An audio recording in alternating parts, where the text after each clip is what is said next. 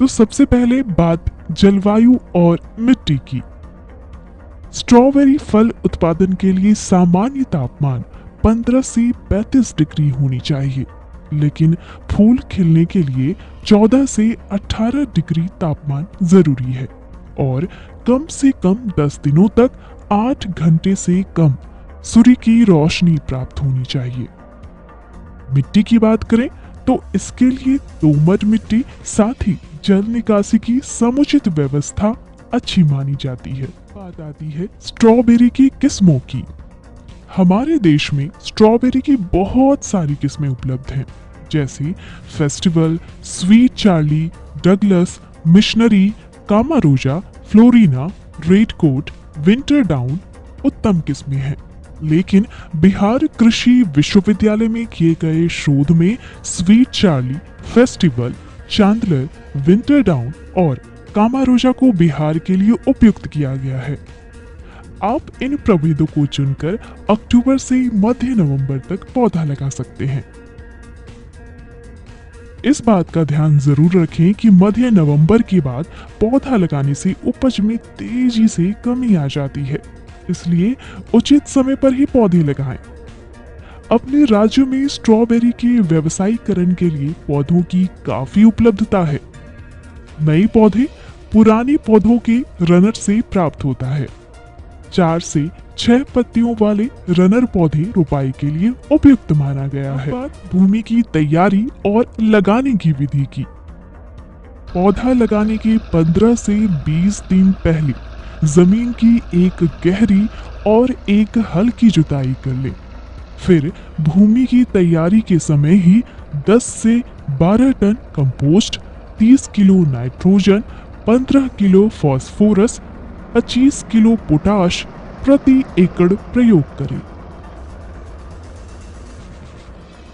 Strawberry की व्यावसायिक खेती उठी हुई कियारी पर की जाती है।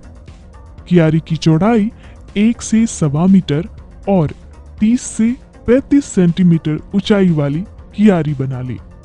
कियारी की लंबाई आप अपनी सुविधा के अनुसार रख सकते हैं। 2 उठी हुई कियारियों के बीच की दूरी 40 सेंटीमीटर रखें। पौधे लगाने से 5 दिन पहले कियारी को मेटलिक्सल 0.1% की घोल से कियारी को उपचारित कर लें। अब बारी आती है पौधे लगाने की। प्रत्येक कियारी पर पौधों की 2 या 3 लाइन 25 से 30 सेंटीमीटर की दूरी पर बीजोपचार कर लगाएं। इस प्रकार प्रति एकड़ 22 से 24 हजार पौधों की आवश्यकता होती है। बीजोपचार के लिए पौधे की जड़ को कार्बेंडाजिम के 2% के घोल में 2 से 3 मिनट तक डुबाए रखें।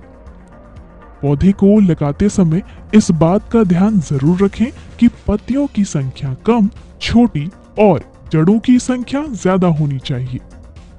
साथ ही अधिक ठंड और वर्षा के समय पौधा लगाने का काम बिल्कुल ना करें।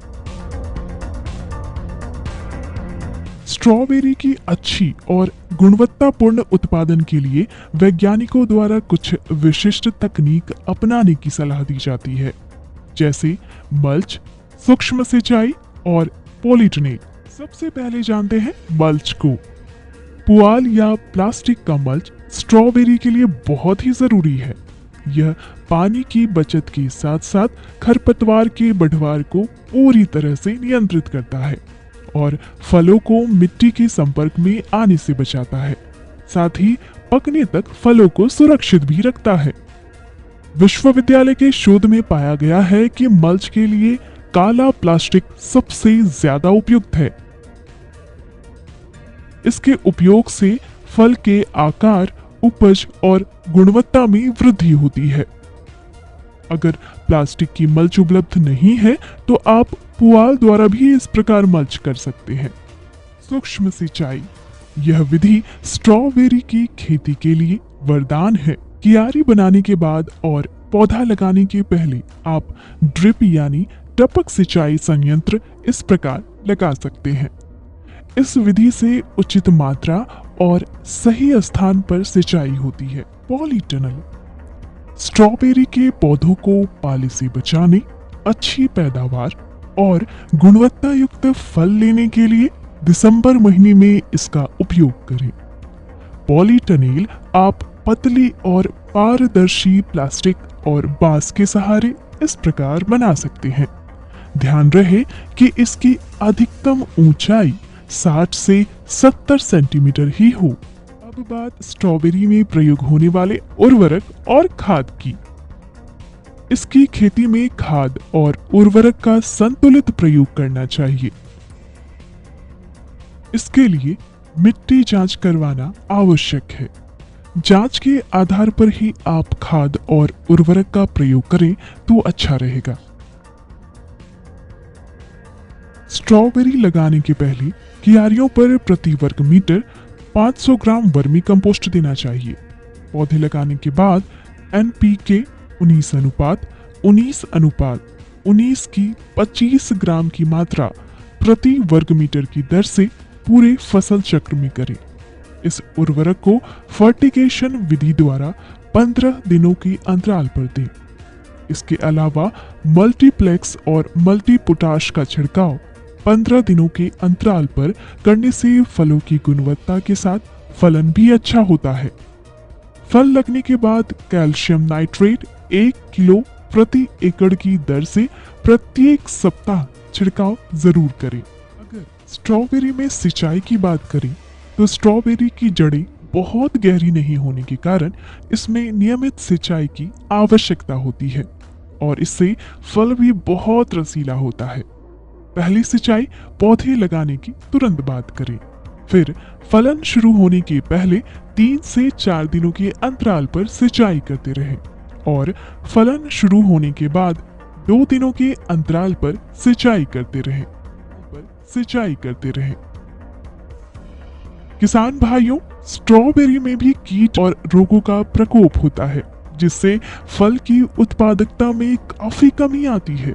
इसलिए इसे सही समय पर पहचान कर उचित प्रबंधन करना ही सही होता है। तो चलिए सबसे पहले बात कीटों की कर लेते हैं। स्ट्रॉबेरी में लगने वाले प्रमुख कीट हैं लाही। इसके प्रकोप से पौधों की पत्तियां छोटी और किनारे से मुड़ जाती है। इसका प्रकोप नई कोमल पत्तियों पर ज्यादा होता है जिस कारण फल बहुत छोटे होते हैं। लाही से बचाव के लिए मेटासिस्टोक्स 1 मिलीलीटर प्रति लीटर पानी में डालकर 3 दिनों के अंतराल पर छिड़काव करें। थ्रिप्स, यह कीट फूल लगने के समय ज्यादा नुकसान पहुंचाता है और पत्तियों को खा जाता है। इससे बचाव के लिए कोनफिडोर 0.5 मिलीलीटर या रीएजेंट 1.5 मिलीलीटर का छिड़काव करें। माइट या लाल मकड़ी, इस कीट का प्रकोप गर्म और सूखे मौसम में ज्यादा होता है। यह पौधे की पत्तियों और टहनियों को खा जाता है और पत्तियों की निचली सतह पर अंडा देता है। इसके नियंत्रण के लिए घुलनशील सल्फर 1.5 ग्राम प्रति लीटर या ओमाइट 1 मिलीलीटर या केल्थेन 1.5 मिलीलीटर प्रति लीटर पानी में डालकर छिड़काव करें। पत्र छेदक, इस कीट के लार्वा पत्तियों के किनारों को काटकर छेद करते हैं और कभी-कभी पूरे पौधे को ही नष्ट कर देते हैं। इसके नियंत्रण के लिए स्पिंटर का 2 छिड़काव 0.4 मिलीलीटर प्रति लीटर की दर से करें। अब बात स्ट्रॉबेरी में लगने वाले रोगों की। स्ट्रॉबेरी को सबसे ज्यादा नुकसान उकठा रोग से होता है। इस रोग के कारण पुरानी पत्तियां भूरी और सिकुड़कर नष्ट हो जाते हैं। इससे नियंत्रण के लिए मिट्टी को ट्राइकोडर्मा से उपचारित कर सकते हैं। इसके अलावे पौधे को कार्बेंडाजिम से उपचारित कर ही लगाएं। ग्रे मोल्ड, यह फूल और फल में लगने वाला फफूंद है। इससे बचाव के लिए डाइथेन M45 का 1.5 ग्राम प्रति लीटर पानी में डालकर छिड़काव करें। एंथ्रेक्नोज, यह रोग पौधे के क्राउन, फूल और पके फल को प्रभावित करता है। गर्म वातावरण में इसका प्रकोप ज्यादा होता है। इससे बचाव के लिए कैप्टाफ 1.5 ग्राम या कार्बेंडाजिम 2 ग्राम प्रति लीटर पानी में मिलाकर छिड़काव करें। पर्णचित्ती रोग। इस रोग के कारण फल और पत्तियों पर गहरे भूरे धब्बे नजर आते हैं। इससे बचाव के लिए 7 दिनों के अंतराल पर डाइथेन M45 का 2 ग्राम प्रति लीटर पानी में डालकर छिड़काव करें। चूर्णेल आसिता। इस रोग के कारण पत्तियां ऊपर की ओर मुड़ जाती हैं और बाद में पत्तियों पर सफेद चूर्ण दिखने लगते हैं। इससे बचाव के लिए घुलनशील सल्फर 1.5 ग्राम प्रति लीटर या काराथेन 0.4 मिलीलीटर प्रति लीटर पानी में डालकर छिड़काव करें। और अंत में बात फल की तुड़ाई और उपज की। पौधे लगाने के 45 से 50 दिनों में फूल आने लगते हैं। अगले 20 से 25 दिनों में फल पकना शुरू हो जाता है। स्ट्रॉबेरी की भंडारण क्षमता कम होती है। इसके फल सामान्य तापमान पर आप 2 दिनों से ज्यादा नहीं रख सकते हैं। इसलिए जब दूर के बाजार में फल भेजना हो तो 75% फल पकने पर ही तोड़ लें।